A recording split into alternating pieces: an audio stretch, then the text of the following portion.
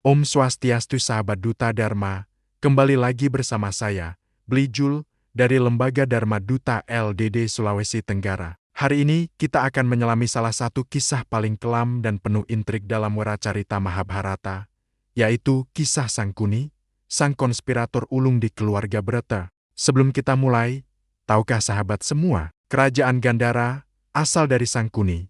Jika kita tarik ke peta modern, lokasinya berada di wilayah Afghanistan atau Persia kuno, sebuah negeri yang terkenal indah dan menjadi pusat para wanita cantik pada masanya. Disinilah akar cerita kita dimulai. Saat masih muda, Sangkuni ternyata pernah menyimpan rasa cinta kepada Dewi Kunti. Ia bahkan berharap agar Pandu, pangeran dari Hastinapura, akan menikahi adiknya, Dewi Gandhari, sehingga ia bisa bersama Kunti. Namun, takdir berkata lain. Pandu menikahi Kunti, dan yang lebih menyakitkan lagi bagi Sangkuni, adiknya yang ia sayangi, Gandhari, harus menikah dengan Destarastra, pangeran buta dari Hastinapura. Inilah titik awal tumbuhnya benih kebencian Sangkuni terhadap keluarga Brata. Rasa sakit hatinya tidak berhenti di situ. Dalam beberapa versi cerita, Sangkuni dan seluruh keluarganya bahkan sempat dipenjara oleh keluarga Hastinapura, sebuah kepedihan luar biasa yang mengukuhkan dendamnya. Ia merasa Bisma, Tetua Agung Hastinapura, bertanggung jawab atas perjodohan tragis yang merusak kebahagiaan adiknya dan menghancurkan kehormatan keluarganya. Sangkuni pun memutuskan untuk tinggal di Hastinapura, bukan lagi sebagai pangeran dari negeri tetangga, melainkan sebagai duri dalam daging. Misinya jelas, menjaga adiknya, sambil secara perlahan meracuni keluarga besar Brata dari dalam.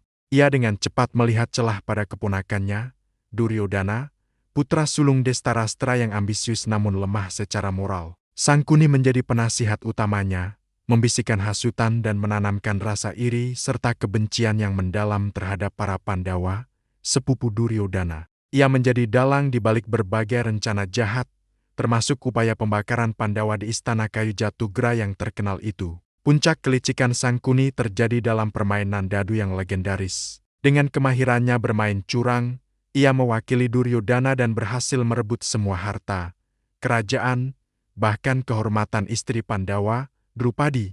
Peristiwa inilah yang menjadi api penyulut utama perang besar Bharatayuddha, perang saudara yang menghancurkan hampir seluruh dinasti Kuru. Karena pengaruhnya yang begitu kuat, Sangkuni bahkan berhasil menjadi pati atau perdana menteri di Hastinapura, menyingkirkan para pejabat yang jujur. Namun, setiap perbuatan akan menuai hasilnya. Kehidupan Sangkuni berakhir secara tragis di medan perang Bharatayuddha. Ia tewas di tangan Bima, yang merobek tubuhnya sebagai balasan atas semua penderitaan dan kehancuran yang telah ia sebabkan. Sahabat Duta Dharma, kisah Sangkuni ini memberikan kita pelajaran moral yang sangat mendalam.